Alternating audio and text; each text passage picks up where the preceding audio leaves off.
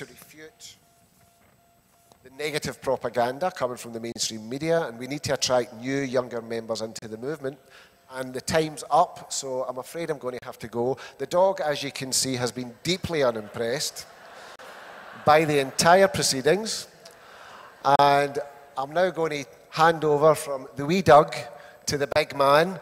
And Alex Salmond, give a big hand. Thank you.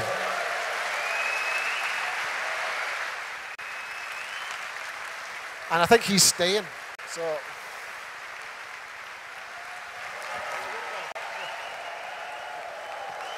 you go. You don't the light there. I think the dog's staying, you know.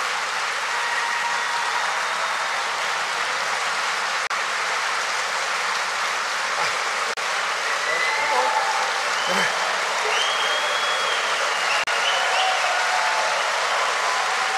I want it to be known that backstage, I looked at the wee ginger duck and I said, sit. And the dog sat. Now, is that leadership, ladies and gentlemen? Now, as I was having lunch with the editor of the Scotsman newspaper,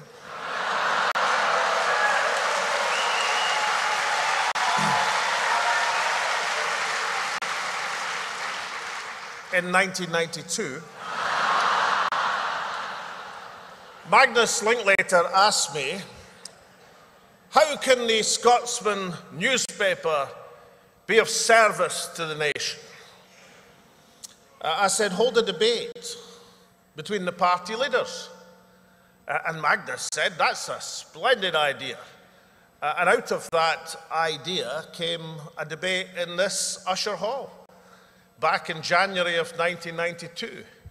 And I have to say, it worked out quite well for the national movement. In fact, I think the early idea was to hold it in a telephone box somewhere, and then there was the idea of holding it in the assembly rooms, and only latterly did they realise that it was necessary to have that debate in a mighty hall such as this. Obviously, the leaders of the Scottish Independence Convention realised that the Usher Hall was necessary for mobilising a mass assembly like we have today.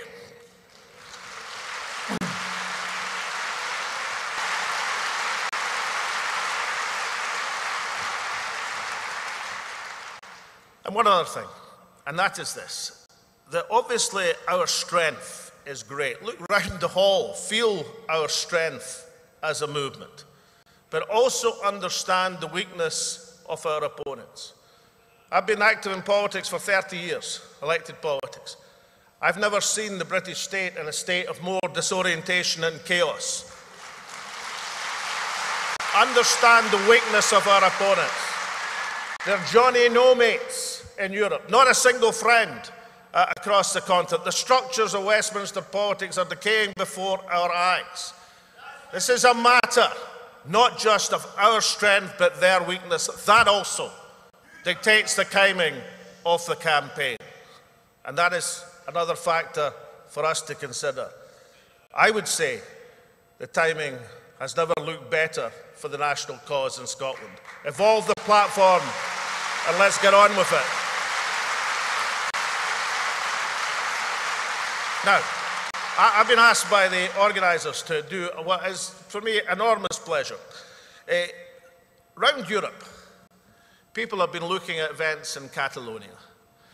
They've been appalled by the abuse of democracy, appalled by the state police hammering old-age pensioners over the head, dragging women downstairs to ballot boxes, appalled by the lack of respect for democratic expression, by the jailing of opposition leaders, all appalled, perhaps out with the columns of the Scotsman newspaper, where Mr. Brian Wilson seems to think the Catalan people are involved in a tyrannical expression oppressing the rest of Spain. But just about every other human being on the planet knows what's going on. The difference between the people who know what's going on is the people who are prepared to say it and those who keep their mouths shut in this country and elsewhere because it's not convenient to tell the truth when they see oppression of a people trying to make a democratic, peaceful expression of their right of self-determination. So it is not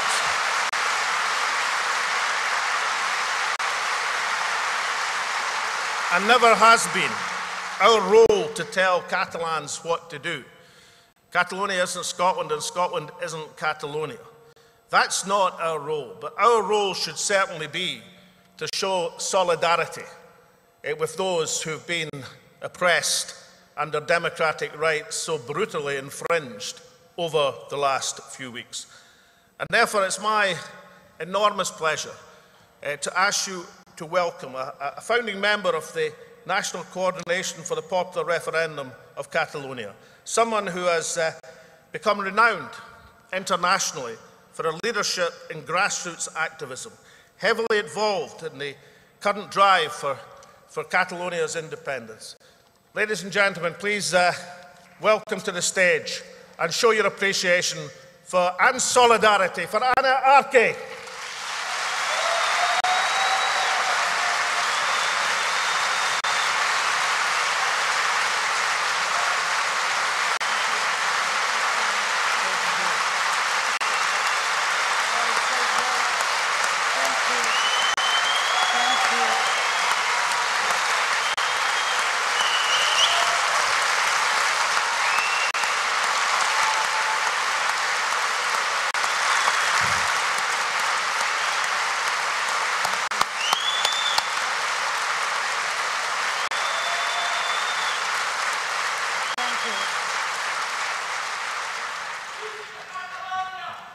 Lluire.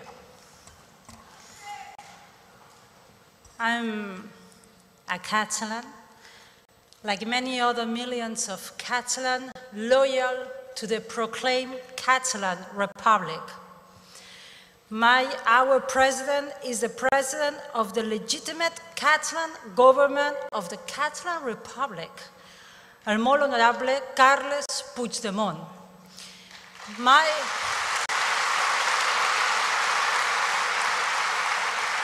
My vice president is Oriol Junqueras, and the legitimate Catalan ministers are Jordi Turull, Josep Rull, Raül Romeva, Dolors Bassa, Meritxell Serret, Clara Ponsatí, Joaquim Forn, Meritxell Borràs, Toni Comín, Lluís Puig, and Carles Mundó.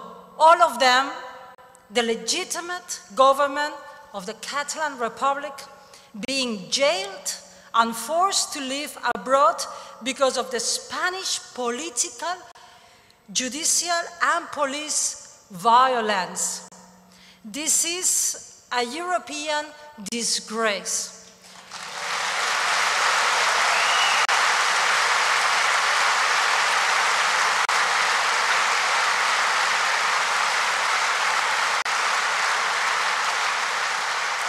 This is a disgrace for the basic democratic standards, and therefore we demand to free Catalan European citizens, political prisoners, and we communicate that Catalan people will defend its institutions and the democratic, legal, and legitimate Catalan Republic.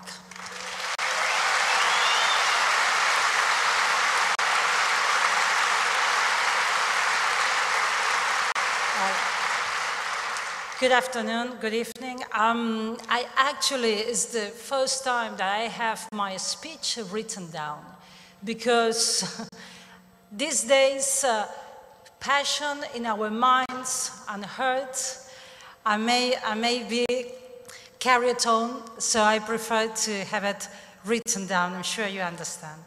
First of all, I would like to thank Scottish Independence Convention.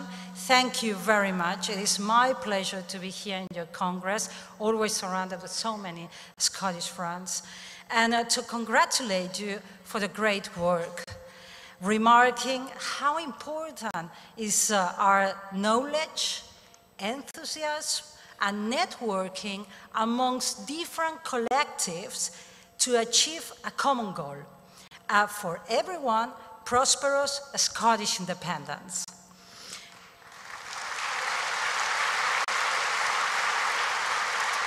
Thank you, of course, very much to SIC in Scotland and its spokesperson, Shona McAlpine. Thank you very much to the Catalan Defence Committee in Scotland. Popular recognition is, on the long term, the most solid solidarity amongst people.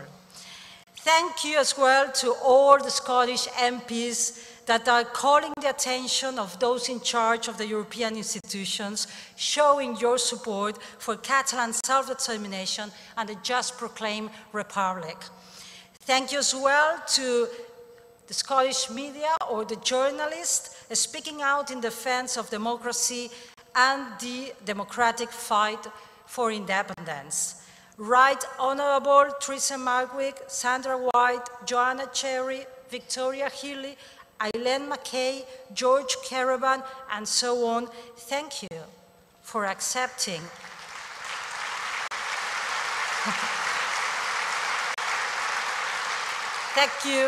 Thank you all for accepting my SIC invitation to participate the 1st of October official binding Catalan referendum and to be accredited as international visitors and or observers. The police violence came to us, they hit us, and you stood by us, you stood with us. You are one of us. Thank you.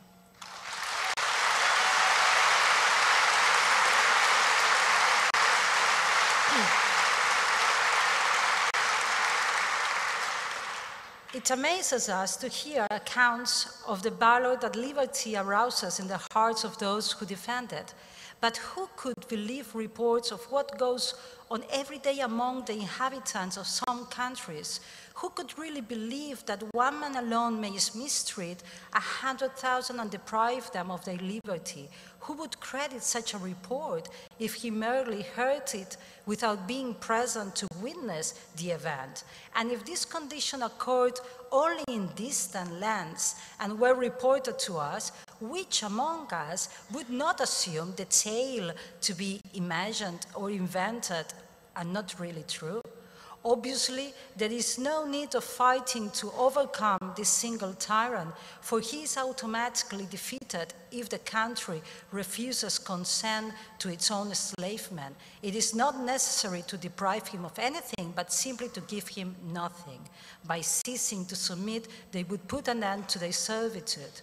If not, one thing is yield to tyrants. If without any violence they are simply not obeyed, they become naked and undone, and as nothing, just as when the root receives no nourishment, the branch withers and dies. Resolve to serve no more, and you are at once freed. This text, it could be written by a Catalan in 2017, but it was written in 1550s, in 16th century, by Etienne de la Boite, an Occitan. I have not said French, I said Occitan. This text illustrates the old and very much current ongoing battle between those in power using their privileged position for their own benefit, blocking the natural progress of so many others, and do so imposing their definition of success, richness, and prosperity, which they reduce to one thing: money.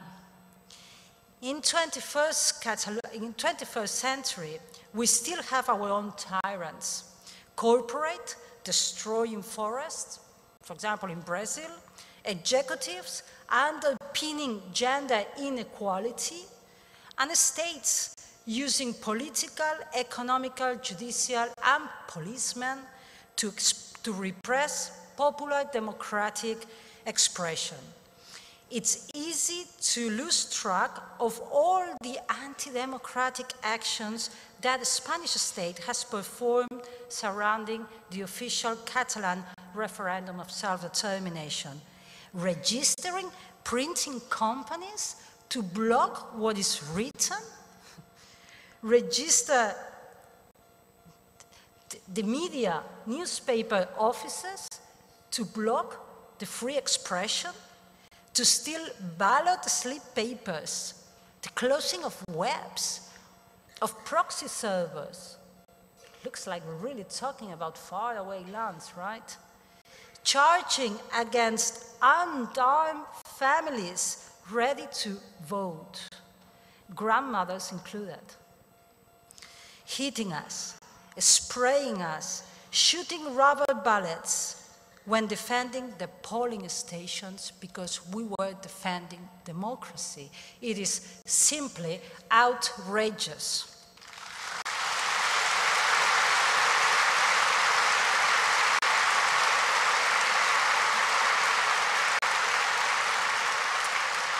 But we will not feed the tyrant. We will not feed the monster.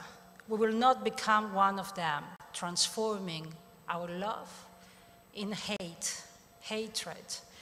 Because what is courageous is to stay put and not run away while the uniforms come to hit you. What is courageous is to have the dignity in distressful moments to temper yourself without getting lost in the anger and the hate that you are receiving by others. We will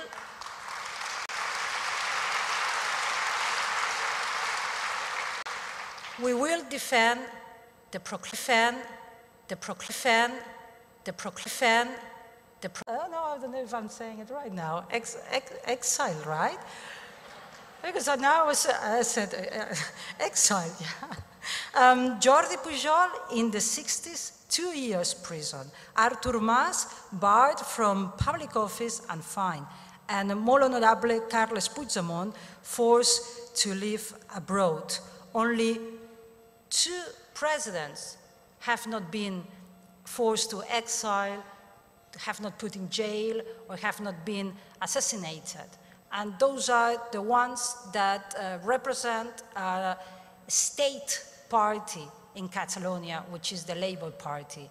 All the rest, all the presidents since the restitution in the 20th century, 1914, they all have been suffering from the Spanish state, being a republic, being a monarchy, being left, or being right. The judicial independence of Spain, just to put it in place, the World Economic Forum places Spain in the 97th position out of 144 after Botswana. The very much famous Constitutional Spanish Court, the members are pointed out by political parties in power, which are the Conservative PP or the Labour PSOE. So not much independence on that. Of the 753 breaches of the European Human Rights Convention committed by Spain, 352, almost 50%, have been against the right to a fair trial. And they're still saying and wondering why Puigdemont is in Brussels. Well, maybe he's right that probably there's not a fair trial in Spain for Catalans fighting for democratic independence.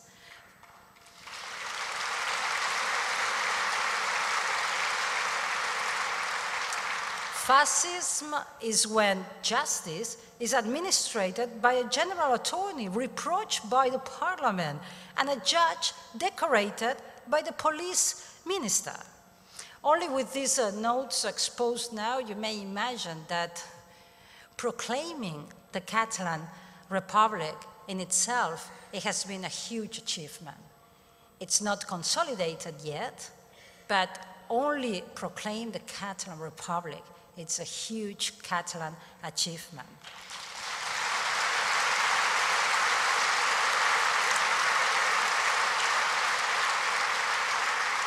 And it's an achievement done by the people, because it has been very much explained that the Catalan process is from below down to up. I don't really like these up and down things. I think we're all citizens, and it just happens that some of us have the job to be a politician. So I always say more that it's between us that we manage. But to put this up and down thing, that is from the bottom to the top. And it's absolutely correct. But it has not been a fairy tale inside Catalonia either. In 2009, some people, maybe we just said we should stop crying out to Madrid because nothing changes. And we managed to do like 180 change of perspective and start looking at our own politicians, the nationalist, the independentist politicians, and tell them, look, stop singing we are a nation, and let's start to exercise as such. Let's exercise like a nation. That didn't go down that well. And when we presented a popular legislative initiative into our parliament, well, it was not that positive, and basically our own politicians said that, that it was not possible to vote on independence, which, of course, the people didn't agree. So we started to ask ourselves about independence, and we organized in 555 municipalities a vote, and popular vote, so everybody could express themselves and to show to our politicians that, of course, we were prepared, and of course, to ask about independence is legal and it's possible. And 82% of all these people, there were 60,000 volunteers, almost 1 million voting from 2009 and 2011. 82% of the volunteers didn't come from any political party, neither from a cultural association, but from our houses, as myself, from our private life. And we created a positive scenario where we could discuss about self-determination, and suddenly something great happened. People from all walks of life, from different ideologies, ages, professions, suddenly in these assemblies, they realized that they had relatives in the meeting. They had some neighbors. So we managed to transform what it was almost like a secretive, intimate, personal dream, utopia. It became a collective determination because we met ourselves, and of course we were majority, and of course we want independence and we want freedom. So from these municipalities, that was the seat for the Catalan Assembly, National Assembly, to build upon. With the popular referendums, we managed to verbalize our wish, our ambition for independence. And then what we needed was a picture of all of us together. And that is what has happened in recent years with these huge demonstrations, peaceful and civic positive demonstrations. So with the popular referendums, the official polls changed dramatically, and they show a majority for independence. And then our politicians raised the eyebrows. And of course, they, which many of them wanted independence, got the courage because they saw the people were there and we were organized and we were ready. So from this point, we managed to transform this social majority into a political majority. And this is the political majority that has been made us able to approve the law for self-determination and the law, and we proclaim the Catalan Republic. This political majority that comes from a social majority. And so basically, Catalan process, it has been a mirrors game. We put first a mirror to our nationalist parties. We are putting, self-determination is putting a mirror to the Spanish state for everybody to see that this rock that we are carrying over our shoulders for so many decades and centuries, now everybody is ready to see what is repression and what is really the Spanish state about. And we are also putting a mirror in front of the European Union. This was not our main objective. Some of us, we thought that it could come intertwined, but we had enough with independence. But now it looks that we also has opened like a certain battle in the European Union. And it's fair enough, because Catalans, we are European citizens, and what happens to us is the same that can happen, or are the same griefs for a Finnish or a Danish, because what happens is an attack to democracy and to the values, the democratic values. So there's a Martin Luther King saying that says, anywhere, and injustice and justice anywhere is a threat to justice everywhere. And that's quite right.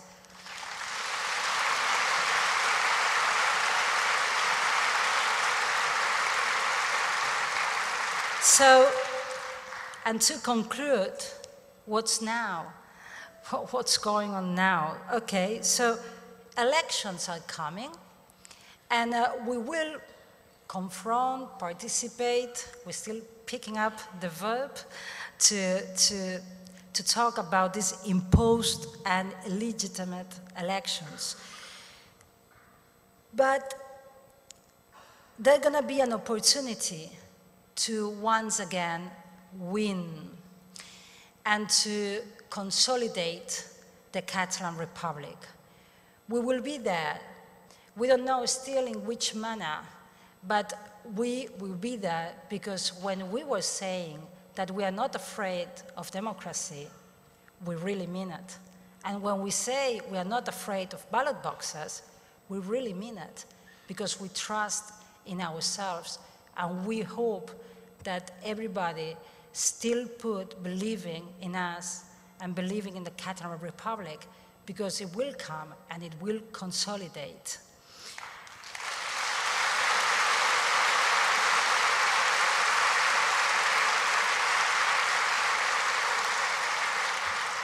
Socrates used to say, rest or fight for freedom, because both things at the same time can happen. Okay, we're not resting, we are fighting for independence, because it's legal and it's legitimate and it's democratic. And we are not, and I say it again because this is an important idea, that we are not going to assume anymore the Spanish democratic shortcomings. We will defend the Catalan Republic and we will consolidate it. And to finish, as Mandela used to say, may your actions reflect your hopes and not your fears. That's exactly what Catalans we are going to do. So yes for Scotland, y Visca la República Catalana, Visca Catalunya Lliure.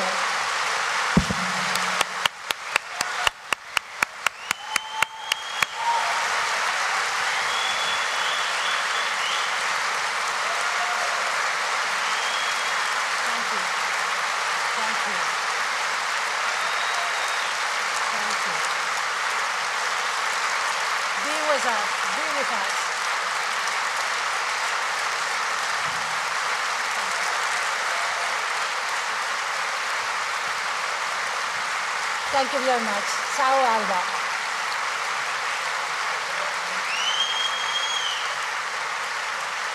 What an ambassador for her republic, come on!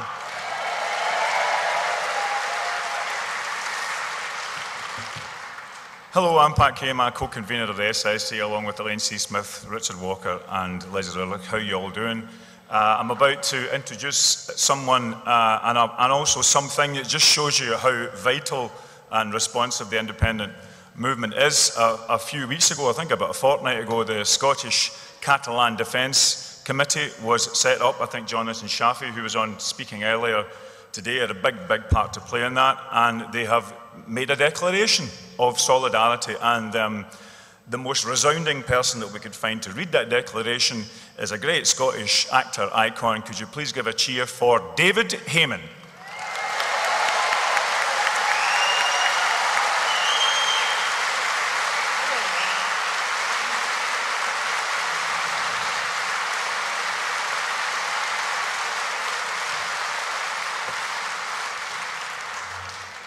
Hello.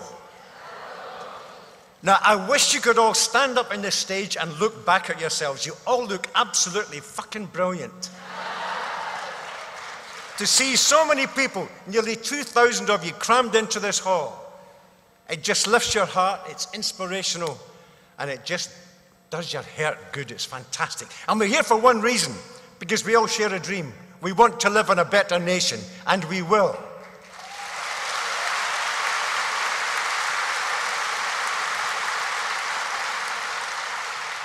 But we better hurry up, because not many of you look younger than 65.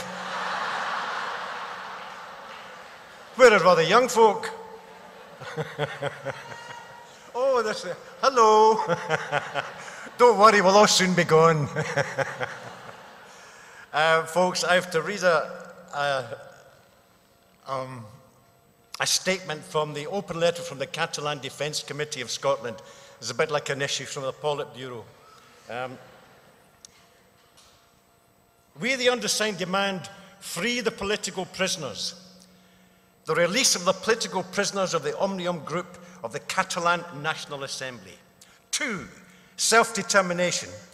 We defend the right to decide and support the internationally recognized right for self-determination. As the UN independent expert on the promotion of a democratic and equitable international order, Alfred de Sayas has said, I deplore the decision of the Spanish government to suspend Catalan autonomy. This action constitutes retrogression and human rights protection incompatible with the articles of the International Covenant on Civil and Political Rights. Pursuant to articles of the Spanish Constitution, international treaties constitute the law of the land, and therefore Spanish law must be interpreted in conformity with international treaties.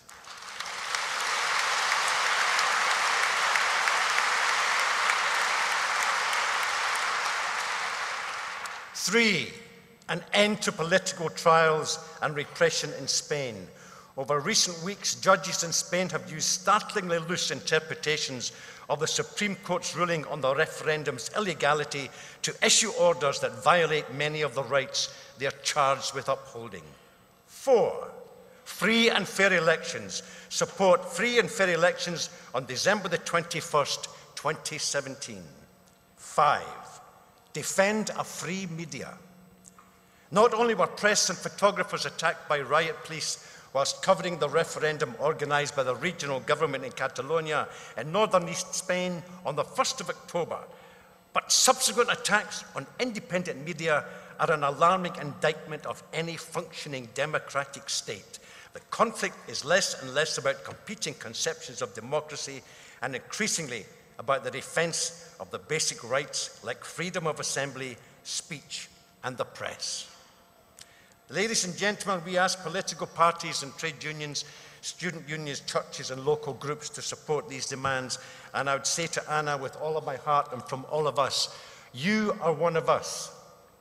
And we say to you and your fellow Catalans, we admire your courage, we feel your passion, and we support your drive for self-determination. Thank you.